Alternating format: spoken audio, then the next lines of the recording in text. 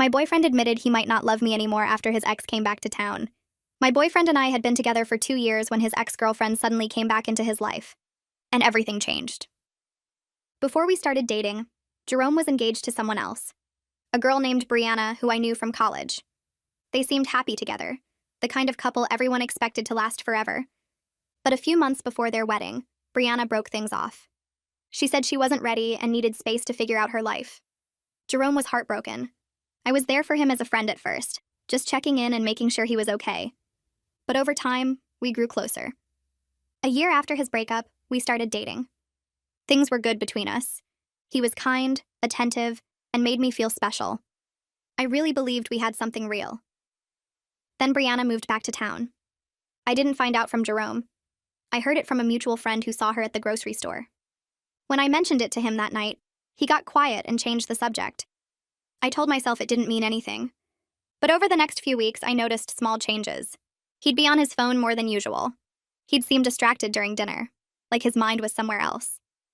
When I asked if something was wrong, he always said he was just tired from work. One evening, I came home early and found him sitting on the couch staring at his phone. When he saw me, he quickly put it away. "Who were you texting?" I asked, trying to keep my voice calm. He hesitated. "Just a friend." "Was it Brianna?" The silence that followed told me everything. He finally admitted they'd been talking. He said she reached out to apologize for how things ended, and he felt like he owed her a conversation. I wanted to believe him. I wanted to trust that their conversations were innocent. But something in my gut told me there was more to it. A few days later was supposed to be our anniversary dinner. I got to the restaurant early and waited at our table. 30 minutes passed, then an hour. I kept checking my phone, but there was nothing from him. Finally, I got a short text. "Sorry, something came up. Can we reschedule?" I sat there alone feeling stupid. The waiter kept asking if I wanted to order, and I kept saying I was waiting for someone. Eventually, I paid for my drink and left. I didn't go home. Instead, I drove to the park near campus where we used to hang out. I don't know why I went there. Maybe I already knew what I'd find. And I was right. Jerome was sitting on a bench with Brianna. They weren't touching, but they were sitting close and talking in a way that felt too familiar. Too intimate. I walked up to them. Brianna saw me first, and her face went pale. Jerome turned around, and his expression was pure guilt. "I can explain," he started. "Were you ever going to tell me?" My voice came out steadier than I expected. He couldn't look me in the eye. "I don't know what's happening. I'm confused. Seeing her again brought up a lot of feelings I thought were gone." "Do you still love me?" He paused for too long. "I thought I did. But honestly, I don't know anymore." That was the answer I needed. Not the one I wanted, but the one I needed.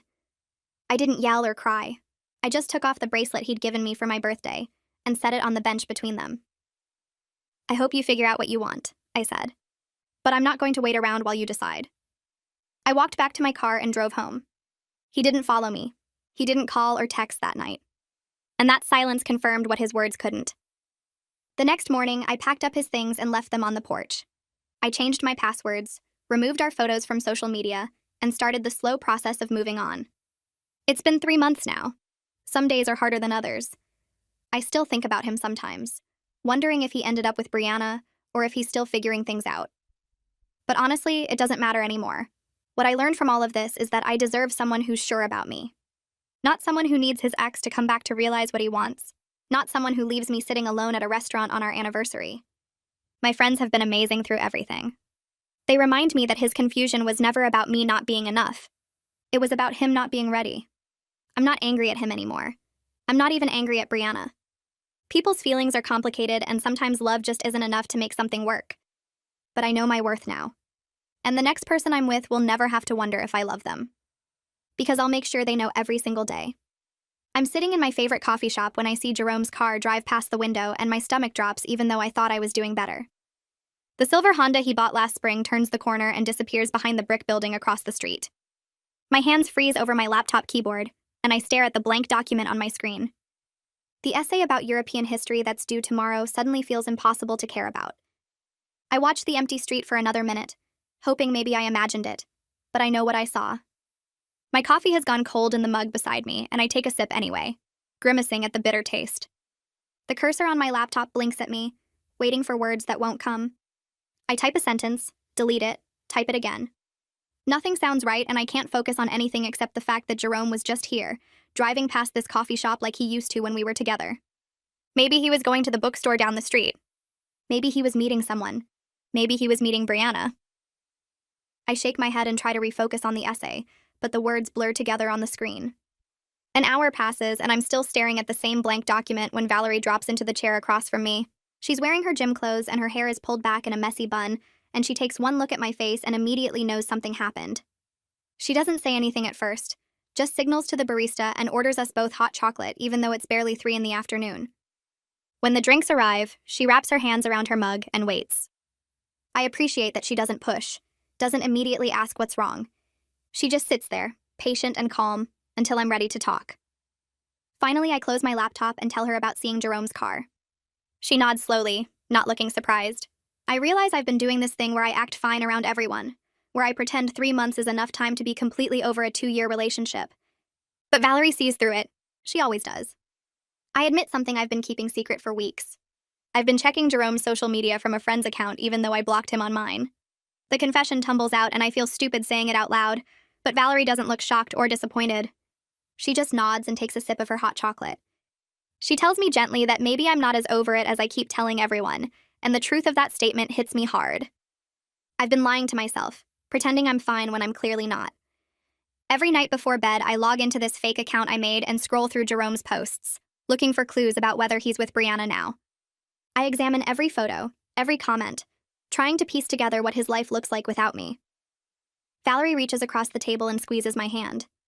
She says it's okay to not be okay yet, that healing isn't linear, and I need to stop beating myself up for having bad days.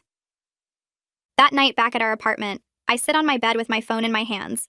Valerie is in the living room giving me space, but I know she's there if I need her. I open the app and navigate to the fake account I've been using to stalk Jerome and Brianna. My finger hovers over the delete button and I feel my heart racing. It feels like ripping off a bandage, this idea of cutting off my access to information about Jerome's life. But I know Valerie is right. I know this constant checking is keeping me stuck, preventing me from actually moving forward. I press delete and the account disappears. Immediately I want to recreate it, to find another way to keep tabs on him. Instead, I get up and walk to the living room where Valerie has queued up some terrible reality show about people getting married without ever meeting. We watch 3 episodes and Valerie makes popcorn, and every 5 minutes I reach for my phone before remembering there's nothing to check anymore. By the time we go to bed, the urge has lessened slightly, though it's still there lurking in the back of my mind. My phone rings the next morning while I'm pouring cereal, and I see Tiana's name on the screen. My older sister has this way of knowing when something's wrong, even when I haven't told her. I answer, and before I can even say hello, she asks if I'm really okay or just pretending. Something about her voice, the genuine concern in it, breaks through the wall I've been building around my emotions. I start crying right there in the kitchen with my cereal getting soggy in the bowl. I tell her everything. About the social media stalking, about seeing Jerome's car yesterday, about how I still think about him constantly even though I know he's not good for me. I tell her I feel pathetic for not being over it yet, for still caring about someone who couldn't choose me. Tiana listens without interrupting, letting me get it all out. When I finally stop talking, she's quiet for a moment before responding. Tiana reminds me that 3 months isn't very long to get over a 2-year relationship, and I need to stop beating myself up for not being completely healed yet. She says everyone has their own timeline for grief, and mine doesn't have to match anyone else's expectations. Then she suggests something I haven't considered. She thinks I should start seeing the campus counselor to work through everything properly, instead of just pushing it down. I immediately want to say no, that I don't need therapy for a breakup, that other people have real problems. But Tiana cuts through that excuse before I can even voice it. She reminds me that my pain is valid regardless of whether someone else's might be worse. She tells me she's been seeing a therapist for years, and it's helped her work through things she never could have processed alone. By the end of the call, I've agreed to at least look into making an appointment. After we hang up, I sit at the kitchen table for a long time, thinking about what she said. Making the appointment feels like admitting defeat somehow, like I'm acknowledging I can't handle this on my own.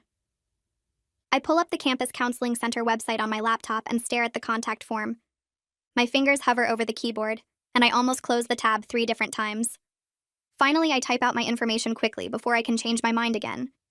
Name, student ID, reason for appointment. I write breakup and emotional processing and then delete it and write relationship issues instead. That sounds less dramatic, less like I'm making a big deal out of nothing. I hit submit and immediately want to take it back. The confirmation page says someone will call me within 2 business days to schedule. I close my laptop and feel silly for asking for help over a breakup when other people have real problems like family deaths or mental illness or trauma. But then I remember what Tiana said about my pain being valid, and I try to let myself believe it. 2 days later, I get a call from the counseling center, and the receptionist is kind and understanding. She doesn't make me explain everything over the phone, just asks a few basic questions and gets me scheduled for the following week. She mentions they have evening appointments available if that works better with my class schedule. I book a Thursday at 6 and write it in my planner, then immediately wonder if I should cancel. But I don't. I leave the appointment there, a commitment I've made to myself to actually try to work through this instead of just pretending I'm fine. That afternoon, Matthew texts me asking if I want to grab lunch since we haven't hung out since the breakup. I stare at the message for a long time. Matthew and I became friends through Jerome, and part of me thinks it would be weird to hang out now. Another part of me realizes I'm letting Jerome take away my friends too. Like I've given him so much already, and now I'm giving him the friendships we built together. I text back and say yes to lunch. We meet at the sandwich place near campus, and Matthew is already there when I arrive, sitting at a table by the window. Lunch with him is surprisingly normal, and he doesn't mention Jerome at all until I bring it up. We talk about classes and the terrible cafeteria food and the new professor everyone hates. It feels good to have a conversation that isn't about my breakup, to be reminded that I'm a person with interests and opinions beyond this one thing that happened to me. When I finally mention Jerome, asking awkwardly if they still talk, Matthew is honest. He admits he's still friends with both of us, but refuses to play messenger or take sides, which I actually respect. He says he cares about both of us and hopes we can both be happy, but he's not going to be the person who reports back to either of us about what the other is doing. I appreciate the boundary he's setting, even though part of me wants to ask questions about whether Jerome seems happy, whether he's with Brianna now, whether he ever mentions me. Matthew mentions casually that he's noticed I've been skipping our usual Thursday game nights at the student center. I didn't realize how much I'd withdrawn from group activities because they reminded me of Jerome. Thursday nights used to be our thing. Me and Jerome and Matthew and a rotating group of other friends playing board games and eating pizza. After the breakup, I stopped going without really thinking about it, just automatically assuming those nights weren't for me anymore. Matthew says everyone misses me and asks if I'd consider coming back. He promises it won't be weird, that Jerome hasn't been coming either, so I wouldn't have to worry about running into him. I tell Matthew I'll think about it, and I mean it. Maybe it's time to stop letting Jerome's absence dictate what I do and where I go. Maybe it's time to reclaim the parts of my life that I gave up without him even asking me to. Thursday comes faster than I want it to. I spend the whole day feeling sick about game night, checking the clock every few minutes and thinking of excuses to cancel. By the time evening rolls around, I've convinced myself 3 times to skip it, and 3 times talked myself back into going. Valerie watches me change my outfit twice and finally tells me I look fine and need to stop overthinking it. The student center is packed when I arrive, and I almost turn around in the doorway. But then I see the usual group at our table in the back corner, and Matthew waves me over. I walk through the crowd feeling like everyone is staring at me even though nobody is. When I sit down, someone passes me a controller and asks if I want in on the next round. Nobody mentions Jerome. Nobody asks where I've been or makes it awkward. We just play cards and someone orders pizza and I laugh at the same stupid jokes we always make. It feels normal in a way I didn't think was possible anymore. By the end of the night, my face hurts from smiling and I realize I actually had fun. My first therapy session is on Tuesday at 6. I show up 10 minutes early and sit in the waiting room picking at my cuticles until they call my name. The therapist is younger than I expected, maybe in her 30s, with dark hair pulled back in a bun. She introduces herself and asks me to tell her what brought me in. I start explaining about Jerome and Brianna, and within 5 minutes I'm crying. Then I'm apologizing for crying. Then I'm crying about apologizing for crying because I feel stupid for being this upset over a breakup when people come here with real problems. The therapist hands me tissues and waits patiently until I can breathe normally again. She tells me that grief over a relationship is real grief, not something to minimize or rush through. She says there's no timeline for healing and no wrong way to feel. I leave feeling raw but somehow lighter, like maybe it's okay to not be okay yet. The next morning I wake up before my alarm and decide to try something new. I've been thinking about joining the campus gym for months, but Jerome always said he wasn't a morning person and preferred sleeping in. I grab my old workout clothes from the back of my drawer and head over before I can change my mind. The gym is mostly empty at 6 in the morning, just a few dedicated runners on treadmills and someone lifting weights in the corner. I get on an elliptical and put in my headphones, and for 30 minutes I don't think about anything except moving and breathing. Requested Reads is on Spotify now. Check out link in the description or comments. When I'm done, I feel tired but good, like I accomplished something that was just for me. I decide to come back tomorrow. By Friday, I've been to the gym 3 times and I'm starting to recognize the regulars. There's a girl who always uses the same treadmill and a guy who does pull-ups for what seems like hours. On my way to the water fountain, I run into Kellen from my biology class. He's wearing a tank top and looks surprised to see me.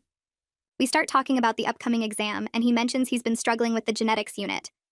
I admit I'm confused about it too, and we stand there comparing notes for 10 minutes. He's easy to talk to and doesn't seem to know anything about my relationship drama, which feels refreshing.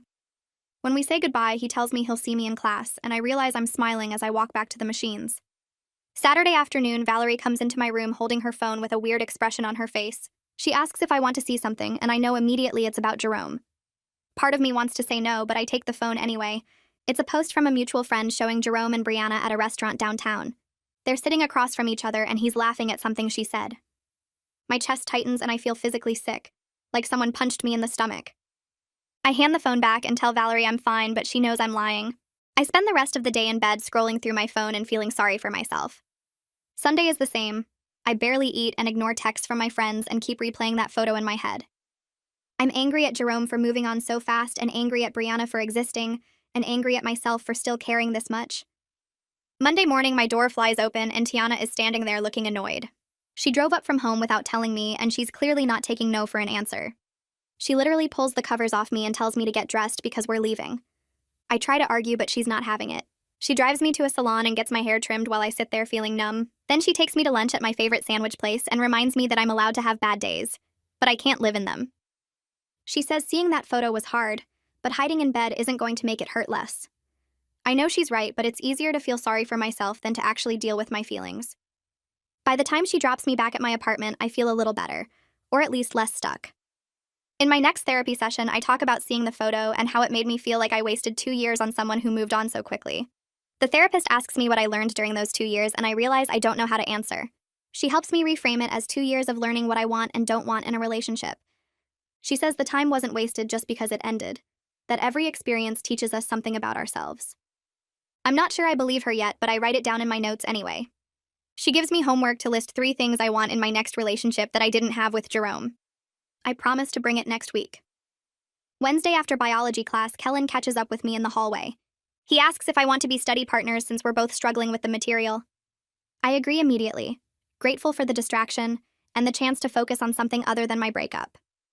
We exchange numbers and make plans to meet at the library on Friday. When I tell Valerie about it later, she raises her eyebrows and asks if he's cute. I throw a pillow at her and tell her it's just studying, but she's smiling like she knows something I don't. Friday at the library, Kellen is already at a table with his textbook open and notes spread everywhere.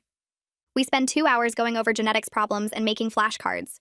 He's patient when I don't understand something and explains things in a way that actually makes sense. During a break, he mentions he transferred here this semester from a school in another state.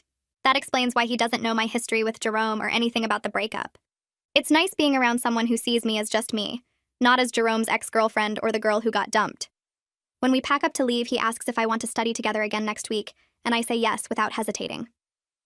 Sunday night, I'm doing homework when I realize I've gone 3 whole days without thinking about Jerome constantly.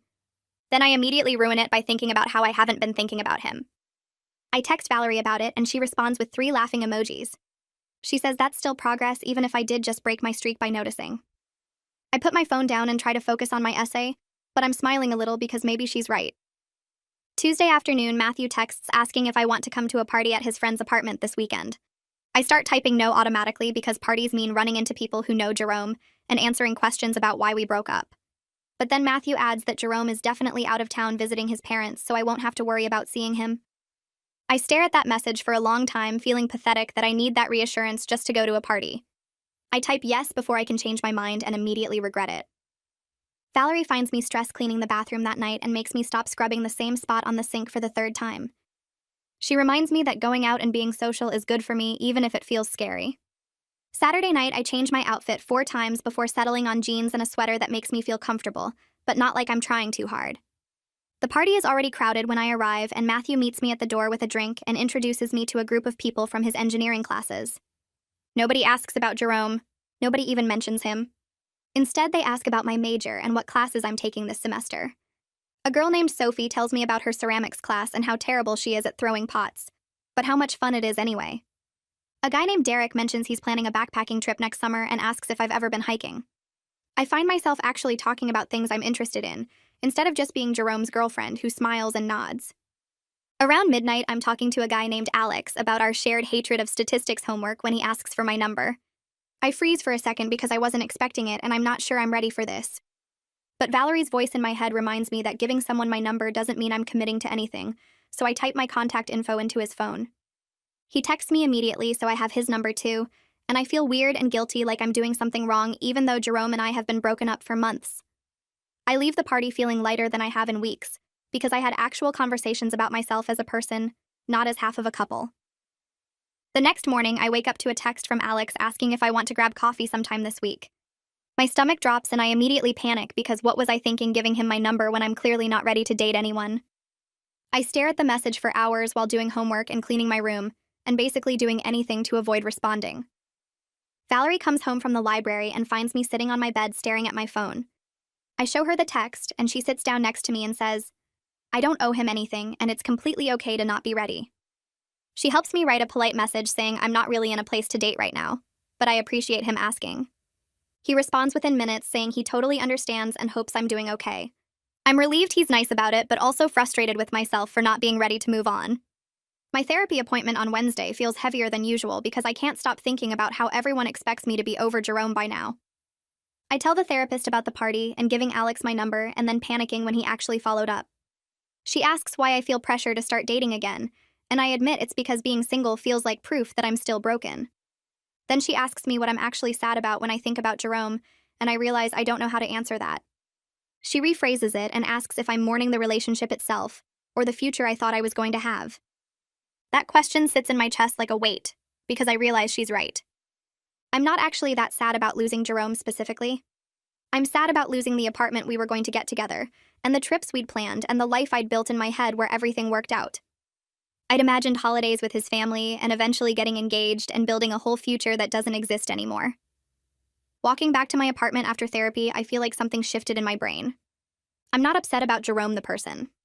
I'm upset about having to reimagine my entire future without the framework I'd built around us. That night, I pull out a notebook and start making a list of things I want to do that have nothing to do with relationships or Jerome or anyone else. I write down taking a pottery class like Sophie mentioned at the party.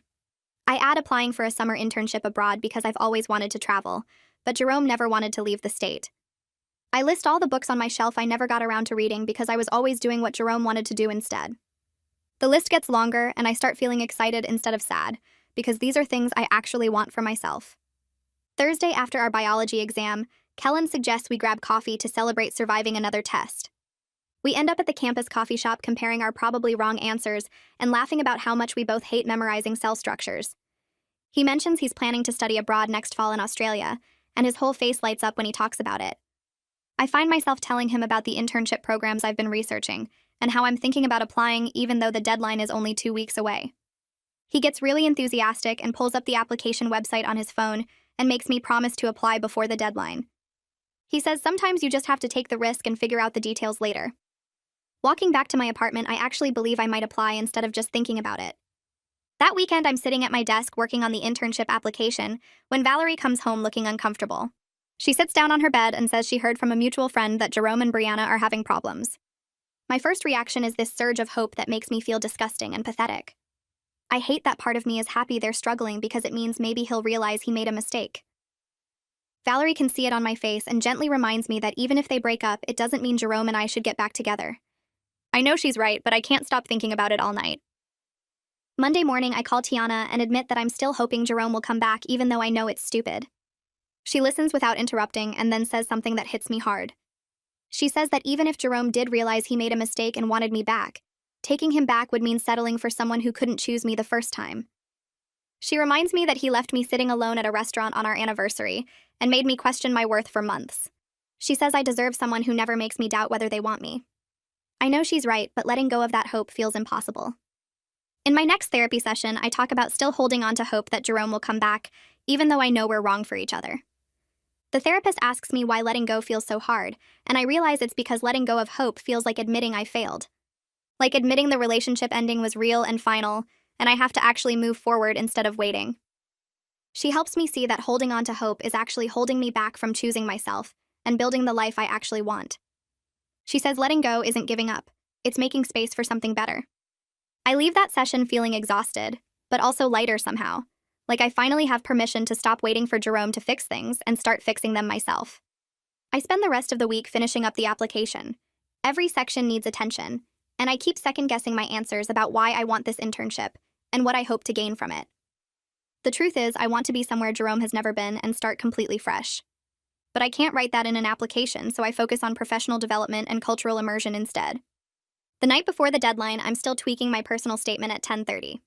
Valerie brings me tea and tells me it's good enough and I need to stop obsessing. But I read through it 3 more times anyway, making tiny changes that probably don't matter. At 11:45, I'm staring at the submit button feeling like I might throw up. This feels huge in a way I didn't expect. If I get this, I'll be gone for months in a city where nobody knows about Jerome or Brianna or any of it. I'll just be me without all the baggage of the past year. My cursor hovers over the button and I take a deep breath. At 11:59, I click submit and immediately close my laptop like I might change my mind if I look at it any longer. My hands are shaking and I feel this weird mix of excited and terrified. Valerie hugs me and says she's proud of me for taking the risk. The next morning, Kellen texts asking if I want to check out the new art exhibit in the student union. I almost say no because I have reading to catch up on, but then I remember what the therapist said about saying yes to things. So I text back that I'm in and we meet up around noon. The exhibit is student work from the advanced painting class, and some of it is actually really good. We walk slowly through the gallery and Kellen points out his favorite pieces while I try to figure out what the abstract ones are supposed to represent. He makes jokes about how one painting looks like someone spilled their lunch, and I laugh harder than the joke deserves. We spend almost 2 hours just looking at art and talking about classes and his plans to study in Australia. He asks about my internship application, and I tell him I submitted it last night. He gets really enthusiastic and says he has a good feeling about it. I realize we haven't talked about relationships or exes or anything heavy at all. It's just easy and comfortable, and I don't have to explain myself or my past. When we leave the gallery, the sun is setting and the campus looks pretty in the golden light. Kellen walks me partway back to my apartment, still making terrible jokes about the abstract paintings. I'm laughing at something he said about geometric shapes when I realize I haven't thought about Jerome all day until just now. The thought hits me suddenly and I almost stop walking. An entire day went by and I was just living my life without that constant background noise of missing him or wondering what he's doing. Kellen notices I got quiet and asks if I'm okay. I tell him I'm good and I actually mean it. Thursday is game night at the student center and I show up with snacks like usual. Matthew is already there setting up the card game, and a few other people from our friend group are scattered around the table. We play for about an hour, and I'm actually winning for once when Matthew mentions casually that Jerome asked about me. Everyone at the table goes quiet and looks at me like they're waiting for me to fall apart. But my first reaction isn't hope or sadness. It's annoyance. Like he doesn't get to check on me now after he walked away and chose Brianna. Matthew must see something on my face because he quickly adds that he didn't tell Jerome much, just that I was doing fine. I appreciate that, but I'm also irritated that Jerome thinks he can just ask mutual friends how I'm doing, like we're casual acquaintances. He gave up the right to know about my life when he left me sitting alone at that restaurant. I focus back on the card game and play my next hand. Someone changes the subject to an upcoming concert and the conversation moves on. But I'm still thinking about it on my walk home. The old me would have been hopeful that Jerome asking meant something. But now I'm just annoyed that he thinks he can keep tabs on me from a distance. I don't want him wondering about me. I want him to forget I exist the same way I'm trying to forget he exists. 2 days later, I'm in my room working on an essay when my laptop dings with a new email. I almost ignore it, but something makes me check. It's from the Barcelona internship program. My heart starts racing before I even open it. The subject line says video interview request, and I actually scream. Valerie comes running from the kitchen thinking something's wrong, but I'm jumping up and down pointing at my laptop. They want to interview me. They actually want to interview me. We're both screaming now and jumping around like idiots, and my downstairs neighbor bangs on their ceiling to tell us to shut up. I don't care. I read the email 5 times to make sure it's real. They want to do a video interview next week, and they've attached some information about what to prepare. Valerie grabs my hands, and we jump around some more until we're both out of breath and laughing. This feels real now in a way it didn't before. I might actually go to Barcelona. I might actually get to start over somewhere completely new. I spend the next few days preparing for the interview. They sent a list of possible questions about my goals and qualifications and what I hope to gain from the experience. I write out answers and practice saying them out loud until they sound natural instead of rehearsed. Valerie plays interviewer and asks me the questions while I try not to sound too nervous. I research the program and the city and the company I'd be working with. Every free moment I have goes into preparation. I realize how much energy I've been wasting on thinking about Jerome when I could have been focusing on things like this. Things that actually matter for my future. I practice talking about my strengths and my experience and my academic interests. I remember that I'm actually good at things. I have skills and knowledge and ambition that have nothing to do with being someone's girlfriend. The realization feels important somehow. Like I'm remembering who I was before Jerome and also discovering who I could be after him. The day of the interview, I set up my laptop with good lighting and make sure my background looks neat. I'm wearing a nice shirt and probably too much makeup because I'm nervous. The interviewer is a woman named Clara who seems friendly and asks thoughtful questions. I answer each one as honestly as I can while still sounding professional. She asks why I want this internship, and I talk about wanting to experience a different culture and challenge myself in new ways. I don't mention that I also want to escape everything familiar, but maybe she can read between the lines. The interview lasts about 30 minutes, and by the end I feel good about how it went. I was confident and clear, and I didn't stumble over my words too much. When it's over, I sit in my room feeling proud of myself. I showed up as myself and gave it my best effort. Whatever happens now is out of my control, but I did everything I could. That has to count for something. Tiana drives up that weekend to take me out for dinner. We go to this Italian place downtown and order too much food like we always do. She asks about the interview, and I tell her every detail while she listens and smiles. Then she says something that catches me off guard. She tells me she's noticed a real change in me over the past few weeks. She says I seem more like the person I was before Jerome, but also somehow more solid and sure of myself. I don't know what to say to that. I've been so focused on just getting through each day that I haven't thought about whether I'm actually changing. But maybe she's right. Maybe going through this and coming out the other side has made me stronger somehow. We finish dinner and drive around town talking about nothing important. She drops me off at my apartment and hugs me tight before she leaves. She tells me she's proud of me, and I believe her. The next week, I'm at the grocery store picking up basics when I see Brianna in the produce section. My heart starts racing immediately, and I feel that familiar panic rising in my chest. She's looking at apples and hasn't seen me yet. I could turn around and leave, but something makes me stay. I grab what I need and walk past her aisle. She looks up and our eyes meet. Her expression shifts to something like guilt or maybe regret. She opens her mouth like she wants to say something, but I just nod politely and keep walking. I don't stop. I don't engage.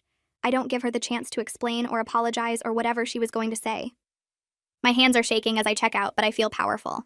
I chose my own peace over my curiosity about what she wanted to say. I chose to walk away instead of getting pulled back into their drama. In the parking lot, I sit in my car for a minute, letting my heart rate return to normal. I did it. I saw her, and I didn't fall apart. In therapy 2 days later, I talk about the grocery store encounter. I tell the therapist how my first instinct was panic, but how I managed to just keep walking. She points out that I'm finally putting my own peace above my curiosity about Jerome and Brianna. She's right. The old me would have stopped and talked to Brianna just to get information about Jerome. I would have tortured myself with whatever she said and analyzed it for days. But I didn't do that this time. I chose myself instead. The therapist says that's real progress, and I should recognize it as such. We talk about how healing isn't linear and I'll probably still have hard days. But the fact that I can handle seeing Brianna without falling apart shows how far I've come. I leave the session feeling lighter. I'm not completely healed, and I still think about Jerome sometimes. But I'm getting there. And that's enough for now. A few days after my last study session with Kellen, he texts me asking if I want to go to a concert next month. The message sits on my phone for a minute while I process what he's really asking. This isn't about studying or grabbing coffee between classes. This is different. I text back asking what band, and he sends me a link to a group I mentioned liking weeks ago during one of our library sessions. He remembered. That small detail makes me smile, but also makes my stomach twist with something like guilt. I meet him at the student center the next afternoon, and we sit outside on one of the benches near the fountain.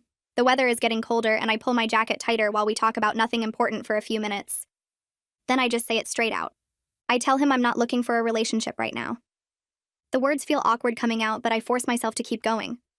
I explain that I'm still figuring out who I am on my own, and I don't want to lead him on, or make him think this is going somewhere it's not. Kellen listens without interrupting, and when I finish, he just nods. He says he understands, and that he genuinely enjoys spending time with me with no pressure or expectations. He still wants to go to the concert as friends if I'm interested. The relief I feel is immediate, and I agree. We spend another hour talking about our biology final, and I leave feeling lighter, like I handled something difficult in the right way. That night, Valerie asks me point blank if I'm ready to start dating again. We're in our apartment making dinner, and she's chopping vegetables while I stir pasta on the stove. Her question catches me off guard, and I open my mouth to give her some automatic answer about taking things slow. But then I stop. I actually think about it for a minute, really consider what I want, instead of what I think I should want. The answer surprises me. I tell her I don't know if I want to date right now. I'm enjoying figuring out who I am on my own without trying to fit myself into someone else's life or mold myself into what they need. Valerie stops chopping and looks at me with this expression that's part surprise and part pride. She says that's probably the healthiest thing she's heard me say in months. We finish making dinner and eat while watching some cooking competition show, and I feel good about my answer. I'm not avoiding relationships out of fear or hurt. I'm choosing myself on purpose. 2 weeks later, I'm in the library studying for my literature final when my phone buzzes with an email notification. I almost ignore it because I'm deep into analyzing some poem about nature and mortality. But something makes me check. The subject line says Barcelona Summer Internship Program, and my heart immediately starts racing. I open the email and read the first line 3 times before it actually registers. They're offering me the position. I got it. I actually got the internship in Barcelona. My eyes start watering right there in the quiet study section, and I have to close my laptop and shove my books into my bag. People are staring as I hurry toward the exit, but I don't care. The tears are happy ones, but they won't stop coming. I get outside into the cold air and immediately call Tiana. She answers on the second ring, and I can barely get the words out. I'm crying and laughing at the same time while I tell her about the email. She screams so loud I have to hold the phone away from my ear. She starts asking a million questions about when I leave and what the program involves and whether I'm scared. I answer while walking aimlessly around campus, too excited to stand still. By the time we hang up, my face hurts from smiling and my fingers are numb from the cold, but I feel like I could run a marathon. I call my parents that evening and tell them about Barcelona. My mom's reaction is immediate joy, followed by 1,000 practical questions about housing and safety, and whether I'll have time to visit them before I leave. My dad gets on the phone and congratulates me, then makes some joke about me becoming too sophisticated for them after living in Europe. But then my mom says something that makes me pause. She tells me she's proud of me for taking a risk and choosing an adventure. Her words hit me harder than I expect because I realize this is the first major decision I've made in years that has nothing to do with a boyfriend. I didn't choose Barcelona because Jerome wanted me to, or because it would be good for our relationship. I chose it for me, for my own growth and future. That realization sits with me after we hang up. I'm making choices based on what I want, not what someone else needs from me. The next week, Matthew finds me at game night and pulls me aside during a break between rounds. He has this weird expression on his face like he's not sure whether to tell me something. Finally, he just says it. Jerome heard about my Barcelona internship and seemed surprised I was leaving the country. Matthew doesn't elaborate on how Jerome found out or what exactly he said. But hearing it gives me this small surge of satisfaction that I don't feel guilty about. Jerome is realizing I have a whole life that doesn't involve him anymore. I'm not sitting around waiting for him to figure out his feelings or hoping he'll come back. I'm moving forward with plans that are bigger than our failed relationship. I thank Matthew for telling me, and we go back to playing cards. Later that night, I think about Jerome being surprised, and I smile. Good. Let him be surprised. Let him see that I'm doing more than just surviving without him. Over the next few weeks, I throw myself into planning for Barcelona. I research the city obsessively, reading about neighborhoods and metro lines and the best places to get coffee. I join online groups for the internship program and start talking to other students who'll be there. I watch videos about Spanish culture and try to learn basic phrases, even though the program is in English. Every night, I fall asleep reading about Barcelona or looking at photos of the architecture and beaches. The excitement builds with each new thing I learn. What strikes me most is how genuinely happy I am about going alone. I'm not wishing I had someone to share it with or feeling sad about experiencing it by myself. The idea of being somewhere Jerome has never been, of starting completely fresh in a place with no memories of us, feels like freedom. I'm creating a whole new chapter of my life that belongs only to me. The concert with Kellen arrives on a cold Friday night in early December. We meet outside the venue, and the energy of the crowd immediately lifts my mood. Inside, the music is loud and the lights are flashing, and for 2 hours I don't think about Jerome or Barcelona or anything except the band and the songs. Kellen and I dance and sing along, and between sets we talk about nothing important. It's easy and fun and uncomplicated. When the concert ends, he walks me back to my apartment. At my door, he kisses me goodnight. It's nice. His lips are soft and he smells like cologne and the cold night air. But I don't feel fireworks or that electric spark everyone talks about. When we pull apart, I'm okay with that. I'm learning that friendship and fun matter too, that not every kiss has to be earth-shattering or lead to something serious. We say goodnight and I go inside feeling content. Not giddy or obsessed, but genuinely content, and that feels like its own kind of progress. The semester ends and I start packing up my dorm room for winter break. I'm sorting through books and papers when I find an old photo of Jerome and me tucked inside a notebook I haven't opened in months. We're at some outdoor festival, both smiling at the camera with our arms around each other. I look at it for a long minute. The sadness that comes is real, but it's not devastating. It doesn't knock the wind out of me or make me want to cry. I just feel a quiet melancholy for what we had and what I thought we'd be. Then I tear the photo in half and throw it in the trash bag with all the other things I'm getting rid of. I keep packing, folding clothes, and wrapping up decorations, and by the time I'm done, the photo is buried under other garbage, and I've moved on to making my packing list for going home. At Tiana's house for the holidays, I tell my whole family about Barcelona over dinner the first night. My younger cousins think it's cool and ask if I'll meet famous soccer players. My aunt wants to know about the food, and whether I'll be safe traveling alone.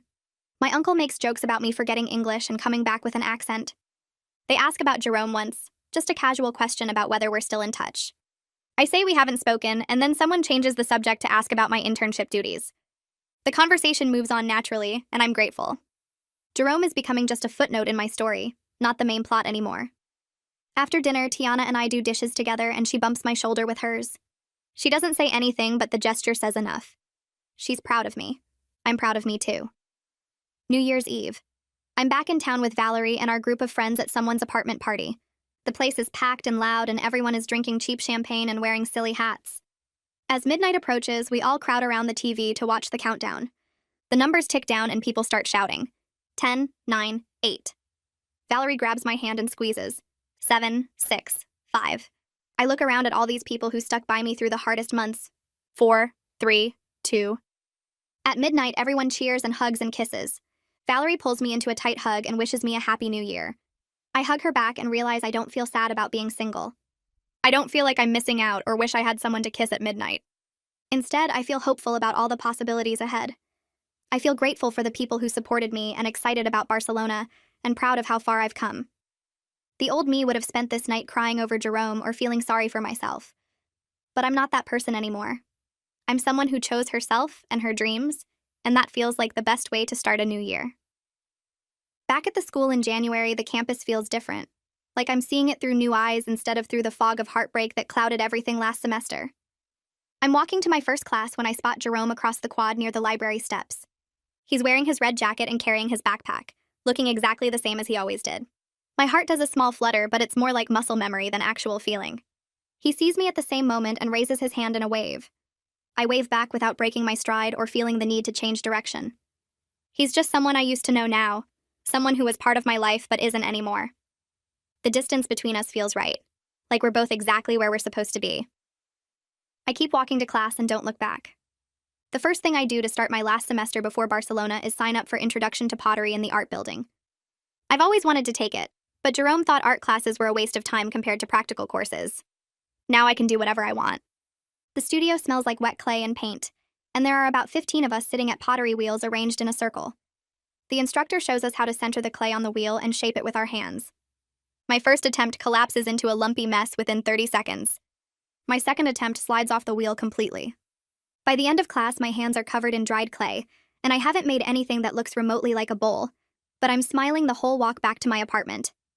It's mine, this messy creative thing that has nothing to do with anyone else's expectations. Kellen and I fall into an easy pattern where we meet at the library twice a week to study and sometimes grab lunch at the student union afterward. There's no pressure or weird tension between us, just comfortable friendship. One afternoon, he mentions he's been seeing someone from his physics class and asks if I want to meet her sometime. I tell him I'd love to, and I mean it. When he talks about her, his whole face lights up in a way that makes me genuinely happy for him. We're sitting in the cafeteria when she comes over to join us, a girl with dark curly hair and a bright laugh. She's nice and clearly into Kellen, and watching them together doesn't make me feel jealous or left out. It just makes me feel like everything worked out the way it should have. In pottery class, there's a guy named Devin who sits 2 wheels over from me. He's better at pottery than I am, but not by much, and we joke about our disasters while cleaning up after class. One Thursday, he asks if I want to get coffee sometime, just the 2 of us. I say yes without overthinking it or making excuses. We meet at the coffee shop on Saturday afternoon and talk about our classes and families and what we want to do after graduation. He's studying environmental science and wants to work for the National Park Service. I tell him about Barcelona, and he thinks it sounds incredible. The conversation flows naturally, and I don't feel nervous or like I'm performing some version of myself. When we finish our coffee, he asks if I want to do it again, and I'm honest with him that I'm leaving for Barcelona in a few months and not really looking for anything serious. He says he appreciates the honesty, and we leave it as friends. Walking home, I feel proud of myself for being open to meeting someone new, even if it didn't turn into a relationship.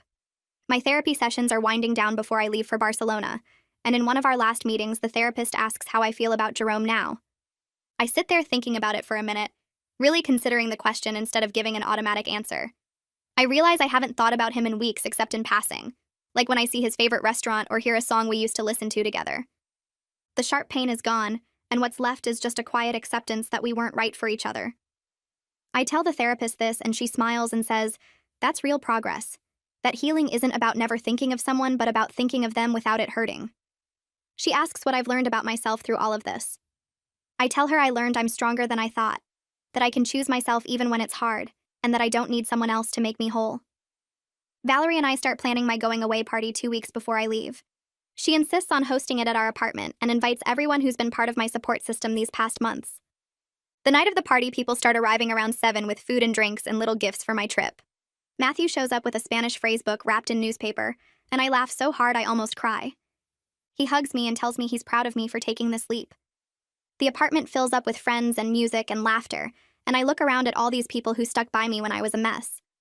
Valerie makes a toast about how I'm the bravest person she knows, and everyone raises their glasses. I feel overwhelmed with gratitude and love for these humans who saw me at my worst and loved me anyway.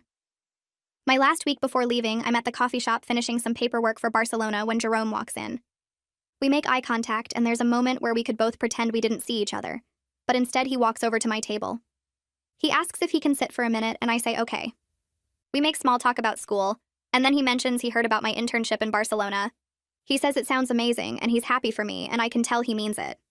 I tell him I hope things are going well for him, and I mean that too. We talk for maybe 5 minutes, just two people who used to be important to each other catching up briefly. When he leaves, I realize I'm genuinely happy for him, and genuinely happy for myself, and that we're both better off living separate lives. There's no anger or bitterness left, just acceptance. I board my plane to Barcelona with 2 huge suitcases that barely fit in the overhead bins and a backpack stuffed with guidebooks and travel documents. My seat is by the window, and as we taxi down the runway, I press my face against the glass, watching everything get smaller. The airport buildings shrink to toy size. Then the cars on the highway become little dots. Then the whole city spreads out below me like a map. As we climb higher and break through the clouds, I feel this incredible lightness in my chest. I'm finally moving forward instead of looking back at what I lost.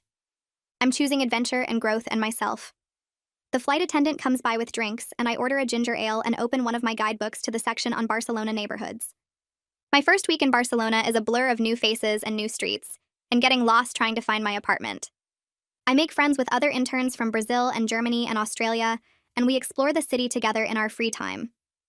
I send Tiana and Valerie approximately 1 million photos of the architecture and the beaches and the tiny tapas bars we discover. They respond with strings of heart emojis and messages saying how proud they are and how much they miss me. I miss them too, but I'm too busy soaking up everything new to feel homesick yet. My Spanish is terrible, but I'm learning, and the woman who runs the cafe near my apartment is patient with me when I butcher my coffee order. Every morning, I wake up excited about what the day will bring. Standing on my tiny apartment balcony at sunset, I look out at the Barcelona skyline with its mix of old Gothic buildings and modern architecture.